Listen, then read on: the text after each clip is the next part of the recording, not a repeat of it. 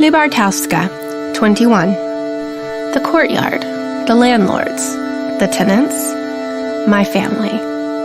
My Lublin began in Lybartowska, street number 21.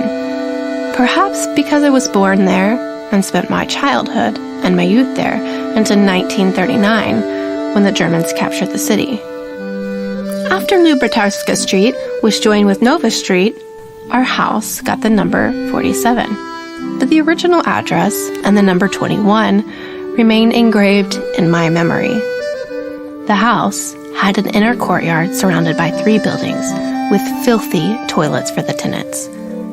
In our house lived mostly hard-working people. Money difficulties were always part of their lives. Few had stable incomes, and their permanent worry was finding money to pay rent.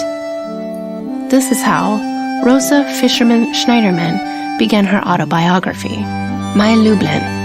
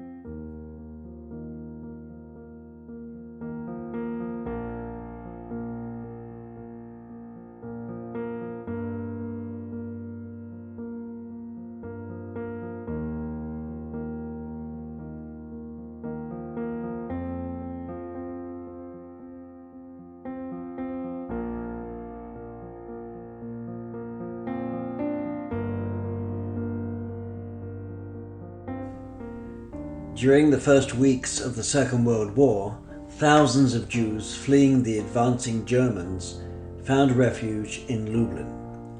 The Jews of the city offered aid to the refugees and participated in resistance efforts against the German forces. Lublin was the center of Jewish learning in Poland, with a population of over 40,000. The yeshiva, built in 1930 by Rabbi Meir Shapiro, was considered to be the biggest and best.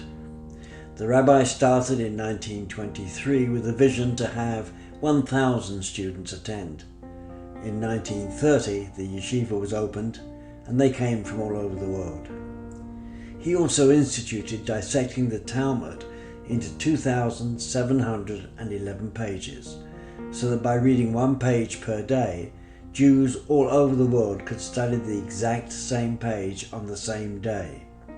At that rate, it would take 7 years to finish reading the Talmud.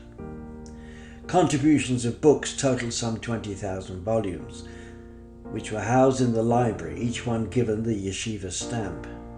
However, the Germans occupied Lublin in September 1939 and immediately began persecuting the Jewish population, and in November of the same year, Jews were forced to wear the Yellow Star of David. In January 1940, they instituted a Judenrat, setting up Jewish informers for addresses where Jews could be picked up and transported to work camps. But in the spring of 1941, the Nazis ordered the establishment of a ghetto that housed at least 34,000 Jews. They were forbidden to leave it. In the summer of that year, a typhus epidemic broke out, and because of overcrowding, doctors were hampered in trying to stop the spread of the disease. This prompted the closing of the ghetto and deporting many to Majdanek, the concentration camp 2 miles away. Others, however, were taken to forests just outside Lublin.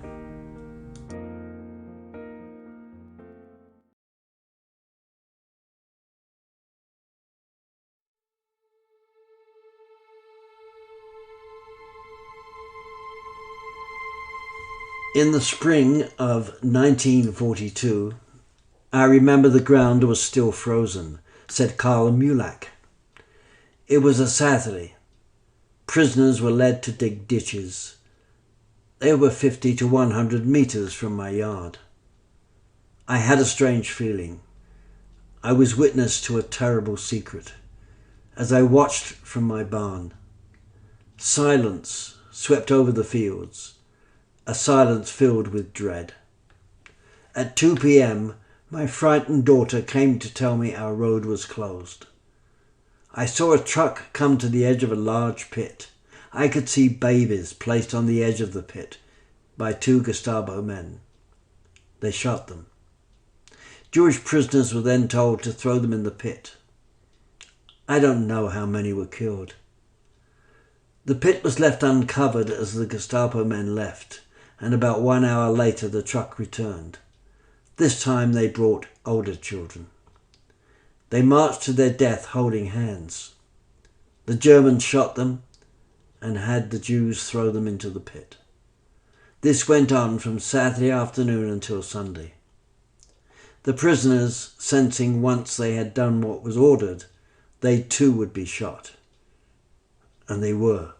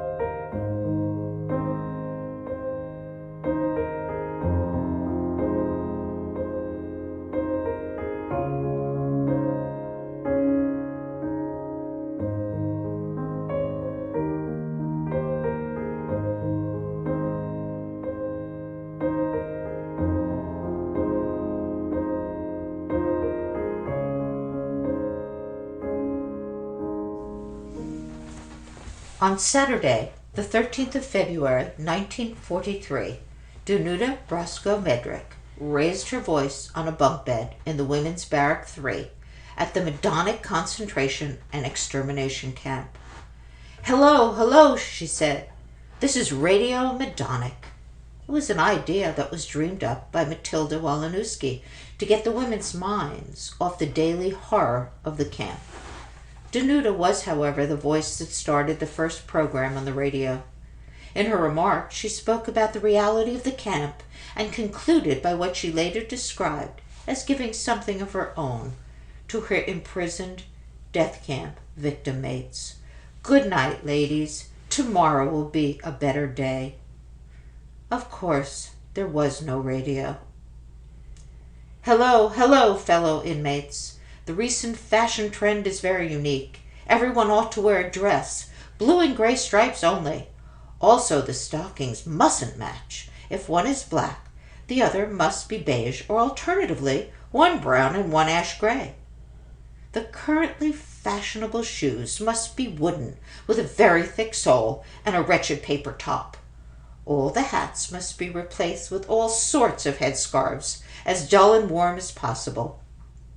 So much for the current fashion trends.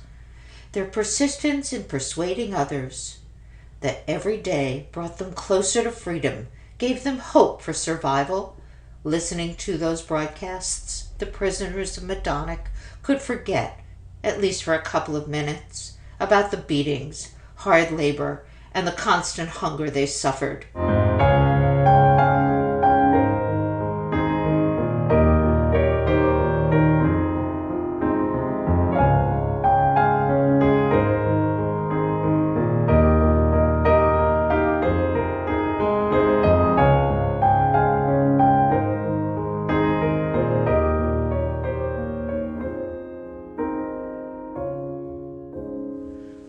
Radio Majdanek was a unique route of escape from the overwhelming camp reality. Thanks to the broadcast, Danuta adds, we are no longer the animals hounded in their cages. Our sense of humanity is revived, and with it grows our will to resist.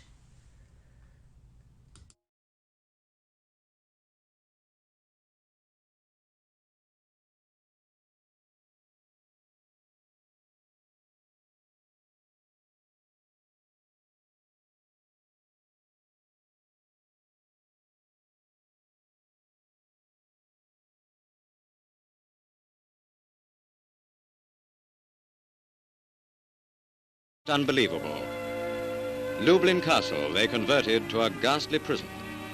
Scenes of unparalleled sadism and bestiality were enacted within its ancient walls.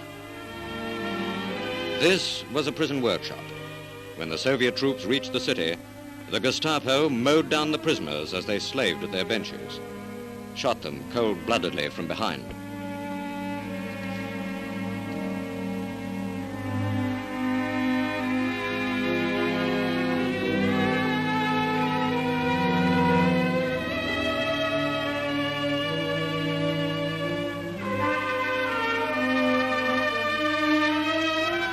Relatives and loved ones weep for the victims in the courtyard strewn with more bodies of machine-gunned prisoners.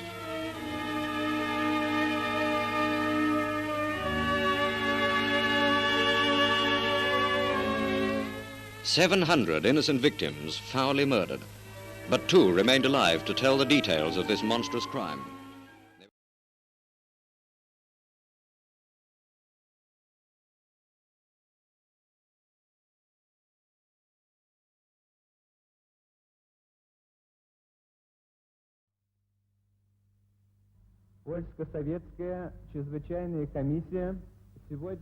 The Polish-Soviet Commission will begin today its investigation of the atrocities committed in Majdanek by the German fascist occupiers, its investigation of the mass murders perpetrated against the peoples of Europe. The Soviet prisoner of war, Petrov, is the first witness to testify. We prisoners called this camp the City of Death. The Germans called it an extermination camp. Thousands of people were sent to this camp each day, and none of them ever returned. All of them went down the same path. We saw and experienced many things in the concentration camp. 4 of my brothers were killed by the Germans. My mother and my father were hanged. getötet worden von Deutschen. Meine Mutter und Vater. Theodor Schöllen from Geldern, 42 years old, 5 children, as an SS corporal in Majdanek, responsible for the store of personal effects. Your family name and your given name. Schöllen, Theo. Your rank, corporal. When did you become a member of the Nazi Party? In 1937, when I was called up. When did you become an SS soldier? In 1937. At the press conference later, Schöllen tells that all orders came from Berlin. He says that he was shocked at first when he saw the gas chamber and the crematorium, particularly since 137 children were killed there one day. And he thought of his own children. But, as he says, he soon became used to it. It is impossible for the interpreter to translate the German words of extermination, such as final solution, special treatment, selection, gassing, lethal injection, Blockelde, and Capo. Deutschland über alles. This is the inscription that greets the Allied war correspondents at the former concentration camp on August 26, 1944. The journalists from England and the United States had read the disturbing reports in Pravda and other Soviet newspapers on the 10th and 12th of August. These were written by Boris Gorbatov and Konstantin Simonov, the lyricist, dramatist, and now war correspondent, who had been in Lublin for 5 days at the beginning of August 1944. At the sight of thousands of pairs of shoes, he noted, "This place became a witness to all of the horror that occurred here. It's hard to say how many pairs of shoes there were. Russian combat boots, Polish laced military boots, men's ankle boots, women's shoes, and most important, most horrible of all, tens of thousands of pairs of children's shoes, the shoes of 10, 8, 6, and 1-year-old children."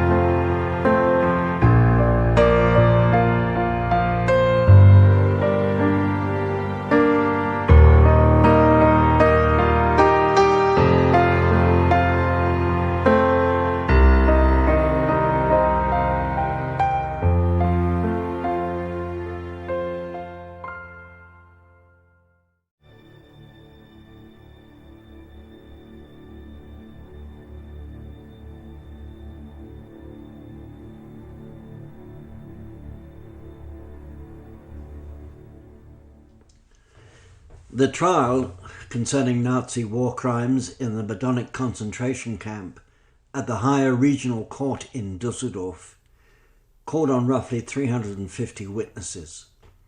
It was among the most comprehensive and closely followed trial in modern German history. It ran for almost 6 years, from November 1975 to June 1981.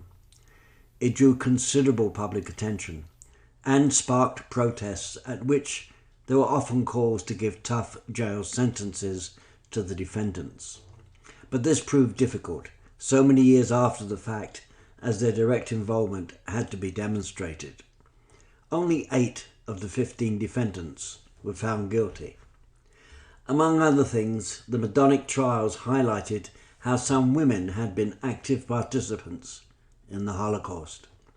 One of the main accused, the Vienna-born Hermione Braunsteiner, had served only 2 years behind bars before receiving amnesty for further prosecution in post-war Austria.